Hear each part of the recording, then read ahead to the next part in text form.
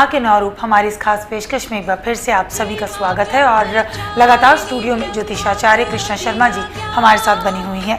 कृष्णा जी, ये बताएं कि अक्सर ऐसा कहा जाता है कि माँ के ये जो पूरे 9 दिन होते हैं, इनमें माँ के अलग अलग 9 रूपों की पूजा की जाती है, लेकिन ब्रह्मचारिणी का माँ का जो ये रूप है, ये किस तरीके से बाकी सभी रूपों से अलग है?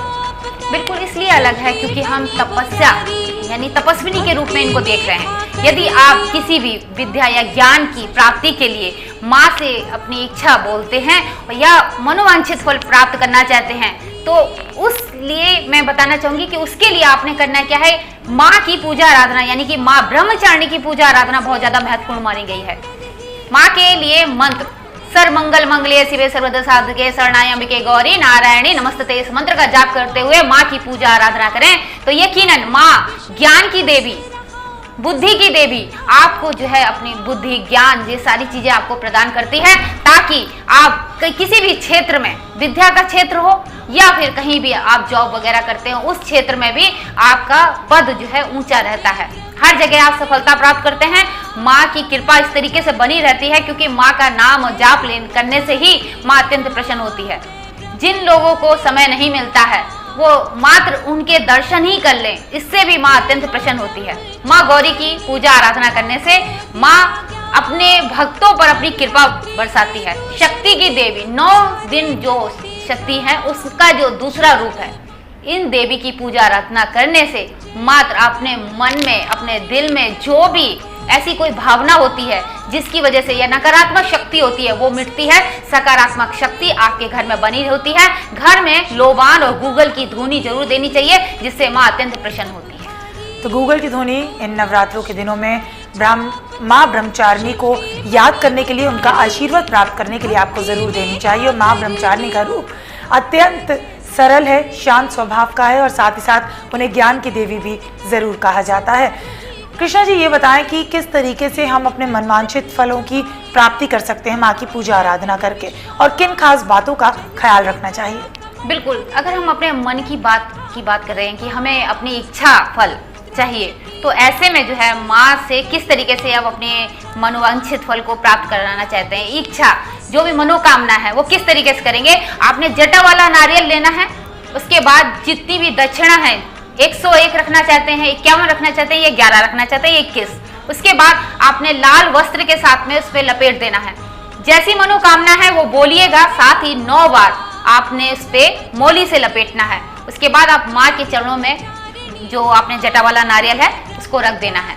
बोलिएगा, साल भर तक इस जटा वाला नारियल को वहां पे रखिएगा अपने पूजा स्थल पे। उसके बाद साल भर के अंदर आपकी सारी मनोकामनाएं हैं वो माँ पूर्ण करती है, मगर होना चाहिए श्रद्धा और भाव, मन में साफ और शुद्ध विचार होने चाहिए, तभी माँ सबकी इच्छाओं को पूर्ण करती है। कहते हैं नारी की इज्जत करने से माँ अत्यंत प्रसन्न होती है। अपने घर में जो माँ है, बहन है, जब तक आप उनकी इज्जत नहीं करेंगे, उनकी पूजा आराधना नहीं करेंगे, उससे तो कोई भी शक्ति प्रसन्न नहीं होती। तो माँ का आशीर्वाद आपको तभी प्राप्त होगा जब आप पूरी श्रद्धा और विश्वास के साथ माँ ब्रह्मचारिणी के इस रूप को याद करेंगे, उन्हें पुष्प अर्पित करेंगे। और साथ ही साथ आपको बता दें, अगर आप अपने घर में बैठे बुजुर्गों का भी आशीर्वाद लेते हैं और सेवा करते हैं, भोग भी जरूर लगाना चाहिए, जैसे कि शक्कर जी, और शक्कर का भोग भी लगाना ना भूलें। और अगर आप फूल भी अर्पण कर रहे हैं तो वो भी ऋतु का फूल होना बहुत जरूरी है। और कृष्णा जी, आपसे ये भी जानना चाहेंगे कि क्या लगता है ब्रह्मचारिणी की जब हम रूप की पूजा करते हैं, जैसे कि कुछ खास बातों का हमें ख्याल जरूर रखना चाहिए, लेकिन जो लोग आज के दिन उपवास रखते हैं उन्हें भी कुछ खास ख्याल रखना चाहिए? बिल्कुल, उनको ज़्यादातर ध्यान रखना चाहिए। जब आप माँ की पूजा आराधना कर रहे हैं तो ऐसे में आपने नशीली चीज़ों का बिल्कुल सेवन नहीं करना चाहिए, क्योंकि माँ अत्यंत क्रोधित हो जाती है, उस घर में अपनी कृपा नहीं बनाती है। घर के सदस्यों को भी नाखून नहीं काटना चाहिए, बाल नहीं काटने चाहिए, ऐसी चीज़ों को ध्यान में रखना चाहिए, क्योंकि इससे भी माँ जो है नाराज हो जाती है। जब माँ को आपने 9 दिन अपने घर में एक मेहमान के रूप में बुलाया हुआ है तो उनका भी कुछ आदर सत्कार करना चाहिए, उनकी भी भावनाओं की कद्र करनी चाहिए। उनके मान सम्मान को बढ़ाने के लिए अपने घर में ऐसा माहौल बना के रखना चाहिए, भजन आदि कीर्तन वगैरह करने से माँ अत्यंत प्रसन्न होती है। अन्यथा अगर लड़ाई झगड़ा जिस जगह होता है वहां लक्ष्मी कभी भी निवास नहीं करती है। माँ के हाथों में जो फूल है अष्टदल यानी कि कमल का फूल, ये माँ लक्ष्मी जी का प्रतीक माना जाता है।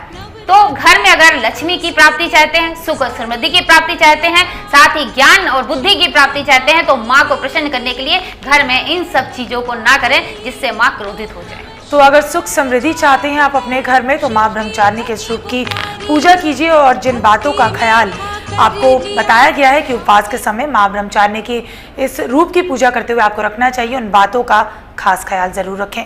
कृष्णा जी, आपका बहुत शुक्रिया स्टूडियो में आए और किस तरीके से माँ ब्रह्मचारिणी के रूप की पूजा करनी चाहिए आपने दर्शकों को बताया। तो फिलहाल हमारे इस खास कार्यक्रम में मेरे साथ इतना ही, लेकिन चलते चलते आपको छोड़ जाते हैं माँ की इस खूबसूरत आरती के साथ। जय माता दी।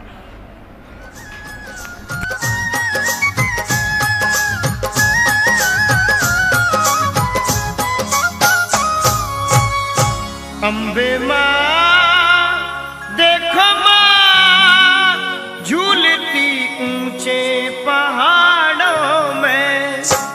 अम्बे माँ देखो माँ झूलती ऊंचे पहाड़ों में।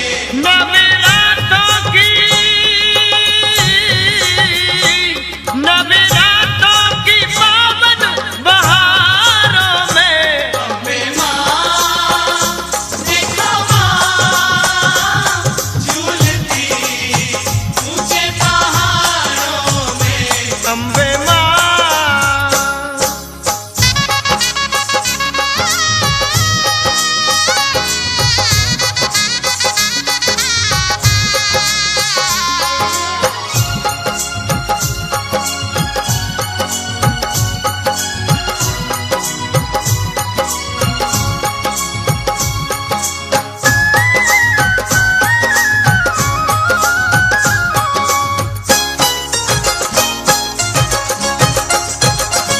देखो